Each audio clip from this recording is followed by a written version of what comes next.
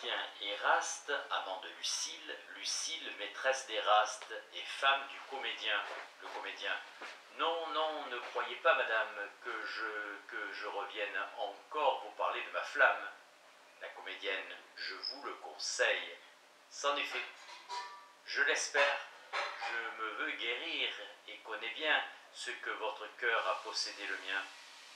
Plus que vous n'en méritiez. Un courroux si constant pour l'ombre d'une offense. Vous m'offensez, je ne vous fais pas cet honneur. M'a trop bien éclairci de votre indifférence, et je dois vous montrer que les traits du mépris, le plus profond, sont sensibles surtout au généreux esprit, oui, au généreux. Je l'avouerai, mes yeux observaient dans les vôtres des charmes qu'ils n'ont point trouvés dans tous les autres. Ce n'est pas la faute d'en avoir vu, et le ravissement où j'étais de mes fers les aurait préférés à des spectres au fer. Vous en avez fait meilleur marché. Je vivais tout en vous. Cela est faux, et vous en avez menti. Et je l'avouerai même, peut-être qu'après tout, j'aurais, quoique outragé, assez de peine encore à m'en avoir dégagé. Cela serait fâcheux. Possible que malgré la cure qui a laissé, mon ami saignera longtemps de cette plaie. Ne craignez rien la gangrène y est, et qu'affranchi d'un joug qui faisait tout mon bien, il faudra me résoudre à n'aimer jamais rien. Vous trouverez du retour. Mais enfin, il n'importe, et puisque votre haine chasse un cœur tant de fois que l'amour vous ramène, c'est la dernière ici des opportunités que vous aurez jamais de mes vœux rebutés. La comédienne. Vous pouvez faire au mien la grâce tout entière, monsieur, et m'épargner encore cette dernière. Le comédien, mon cœur, vous êtes une insolente, et vous vous en repentirez. Le comédien, eh bien, madame, eh bien, ils seront satisfaits. Je romps avec vous et j'iront pour jamais, puisque vous le voulez, que je perde la vie. Lorsque de vous parler, je répandrai l'envie, reprendrai l'envie. La comédienne, tant mieux, c'est m'obliger. Le comédien, non, non, n'ayez pas peur. La comédienne, je ne vous crains pas. Que je fausse parole, lui sais-je un faible cœur, jusqu'à n'en pouvoir effacer votre image, croyez que vous n'aurez jamais cet avantage. C'est le malheur que vous voulez dire, de me voir revenir. La comédienne, ce serait bien en vain. Le comédien, mamie, vous êtes une fieffe gueuse à qui j'apprendrai à parler. Le comédien, moi-même, de 100 coups, je percerai mon sein. La comédienne, plût à Dieu. Si j'avais jamais fait cette bassesse insigne, pourquoi pas celle-là après tant d'autres, de vous revoir après ce traitement indigne? La comédienne, soit, n'en parlons donc plus. Et ainsi du reste, après cette double scène, l'une d'amant, l'autre d'époux, lorsque Éraste reconduisait sa maîtresse Lucile dans la coulisse, il lui serrait le bras d'une violence à arracher la chair à sa chère femme, et répondait à ses cris par les propos les plus insultants et les plus amers.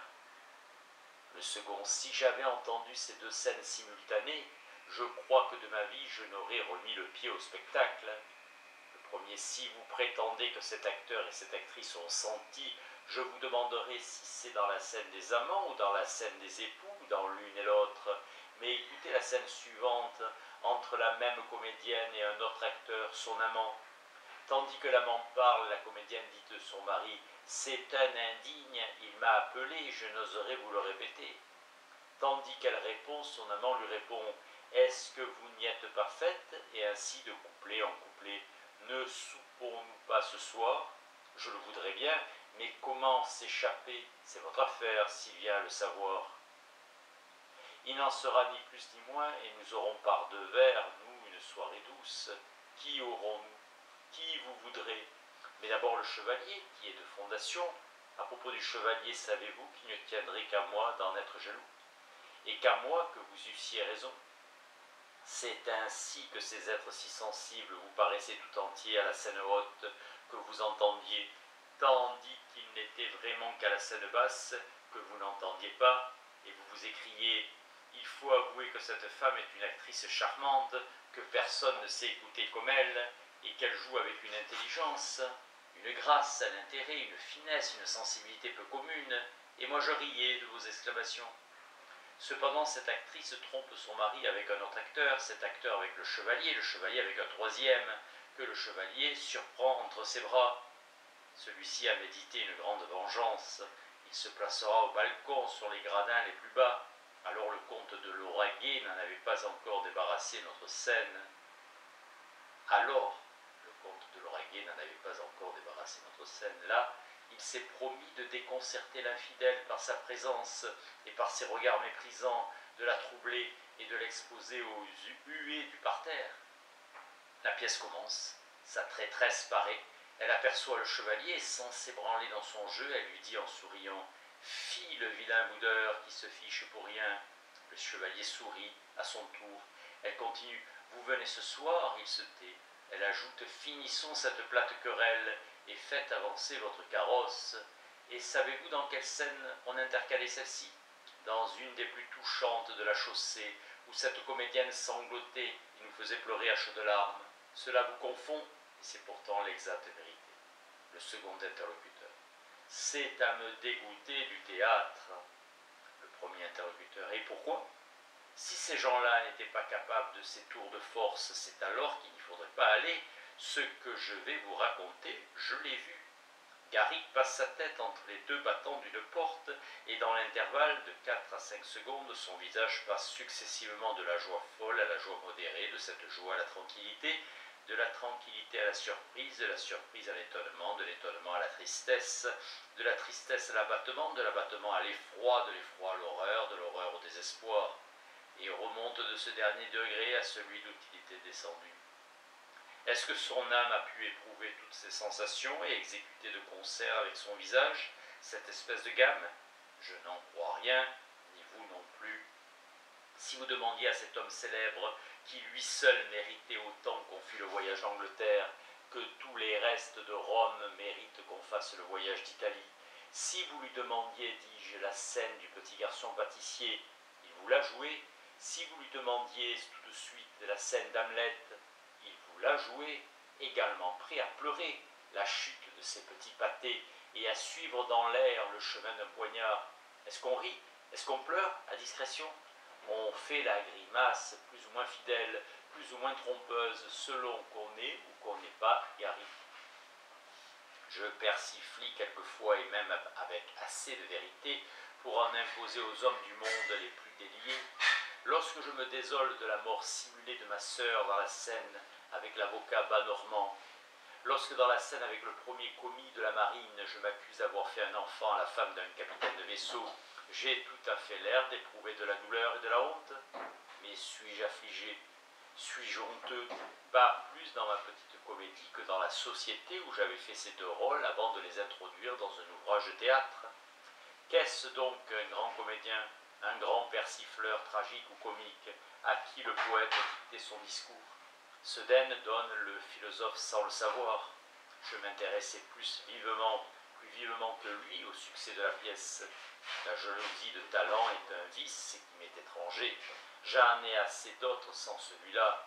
J'atteste tous mes confrères en littérature lorsqu'ils ont daigné quelquefois me consulter sur leurs ouvrages, si je n'ai pas fait tout ce qui dépendait de moi pour répondre dignement à cette marque distinguée de leur estime. Le philosophe, sans le savoir, chancelle la première, la seconde représentation, et j'en suis bien affligé. À la troisième, il va au nu, et j'en suis transporté de joie. Le lendemain matin, je me jette dans un fiacre, je cours après Sedaine. C'était en hiver, il faisait le froid le plus rigoureux. Je vais partout où j'espère le trouver. J'apprends qu'il est au fond du faubourg Saint-Antoine. Je m'y fis conduire. Je l'aborde. Je jette mes bras autour de son cou. La voix me manque et les larmes me coulent le long des joues. Voilà l'homme sensible et médiocre. Sedaine, immobile et froid, me regarde et me dit « Ah, monsieur Diderot, que vous êtes beau, voilà l'observateur et l'homme de génie. » Ce fait, je le racontais un jour à table chez un homme que ses talents supérieurs destinaient à occuper la place la plus importante de l'État. Chez Necker, il avait un assez grand nombre de gens de lettres. Il y avait un assez grand nombre de gens de lettres, entre lesquels Marmontel, que j'aime et à qui je suis cher. Celui-ci me dit ironiquement vous verrez que lorsque Voltaire se désole au simple récit d'un trait pathétique et que Sedaine garde son sang-froid à la vue d'un ami qui fond en larmes, c'est Voltaire qui est l'homme ordinaire et Sedaine l'homme de génie. Cette apostrophe me déconcerte et me réduit au silence parce que l'homme sensible, comme moi tout entier à ce qu'on lui objecte, perd la tête et ne se retrouve qu'au bas de l'escalier. Un autre froid et maître de lui-même aurait répondu à Marmontel: votre réflexion serait mieux dans une autre bouche que la vôtre, parce que vous ne sentez pas plus que Sedaine, et que vous faites aussi de fort belles choses, et que courant la même carrière que lui, vous pouviez laisser à votre voisin le soin d'apprécier impartialement son mérite. Mais sans vouloir préférer Sedaine à Voltaire, ni Voltaire à Sedaine, pourriez-vous me dire ce qui serait sorti de la tête de l'auteur du philosophe sans le savoir, du déserteur et du Paris sauvé, si au lieu de passer 35 ans de sa vie à gâcher le plâtre et à couper la pierre, il eût employé tout ce temps comme Voltaire, vous et moi, à lire et à méditer Homère, Virgile, le Tasse, Cicéron, Démosthène et Tacite? Nous ne saurons jamais voir comme lui, et il aurait appris à dire comme nous. Je le regarde comme un des arrière-neveux de Shakespeare, ce Shakespeare que je ne comparerai ni à l'Apollon du Belvédère, ni au Gladiateur, ni à l'Antinous, ni à l'Hercule de Glicon, mais bien au Saint-Christophe de Notre-Dame, colosse informe, grossièrement sculpté, mais entre les jambes duquel nous passerions tous sans que notre front touchât à ses parties honteuses. Mais un autre trait où je vous montrerai un personnage dans un moment rendu plat et sot par sa sensibilité, et dans le moment suivant sublime par le sang-froid qui succéda à la sensibilité étouffée, le voici. Un littérateur, dont je tairai le nom, était tombé dans l'extrême indigence. Il avait un frère théologal et riche.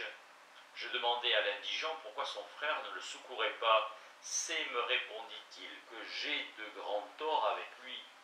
J'obtins de celui-ci la permission d'aller voir le théologal. J'y vais, on m'annonce. J'entre, je dis au théologal que je vais lui parler de son frère. Il me prend brusquement par la main, me fait asseoir et m'observe qu'il est d'un homme censé de connaître celui dont il se charge de plaider la cause.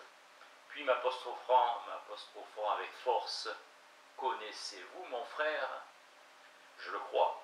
Êtes-vous instruit de ses procédés à mon égard? Je le crois. Vous le croyez, vous savez donc. Et voilà mon théologal qui me débite avec une rapidité et une véhémence surprenantes une suite d'actions plus atroces, plus révoltantes les unes que les autres.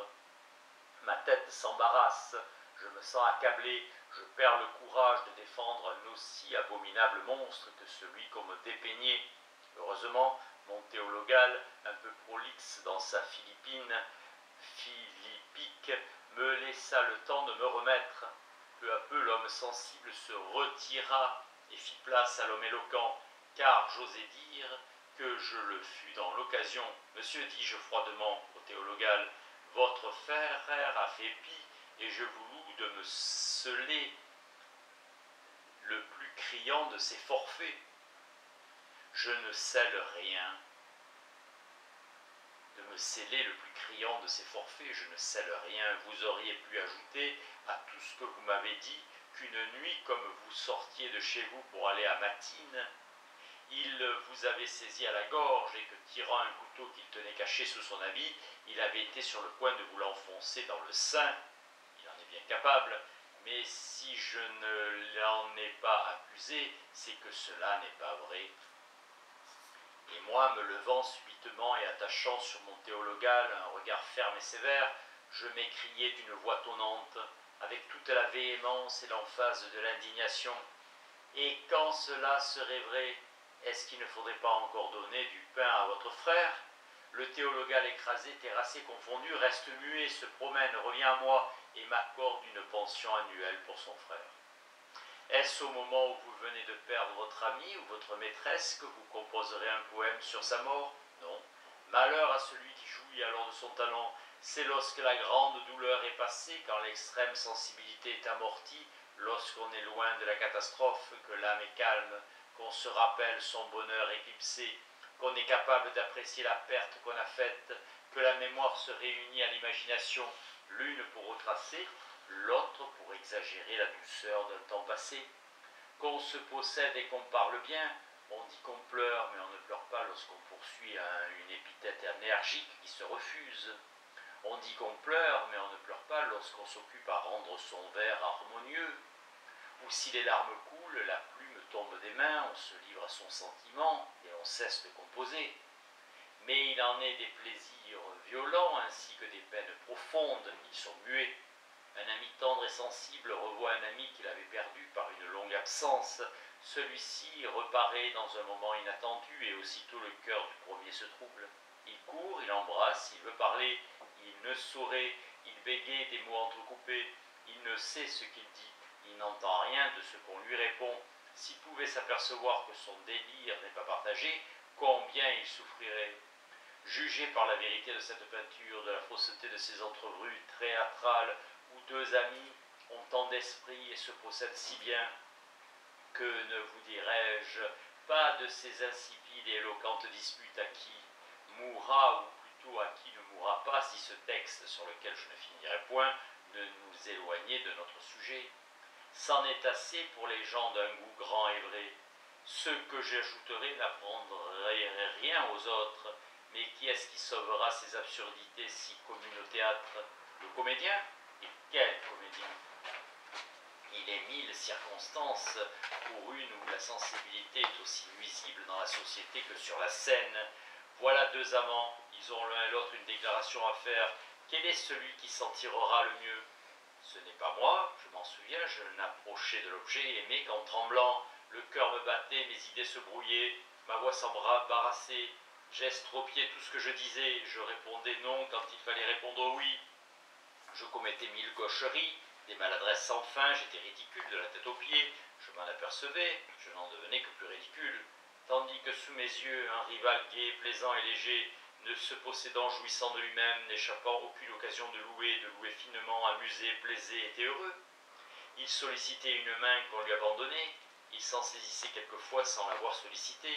Il a baisé encore, et moi retiré dans un coin, détournant mes regards d'un spectacle qui m'irritait, étouffant mes soupirs, faisant craquer mes doigts à force de serrer les poings, accablé de mélancolie, couvert d'une sueur froide, je ne pouvais ni montrer ni celer mon chagrin. On a dit que l'amour qui ôtait l'esprit à ceux qui en avaient, en donnait à ceux qui n'en avaient pas, c'est-à-dire, en notre français, qu'il rendait les uns sensibles et sots et les autres froids et entreprenants.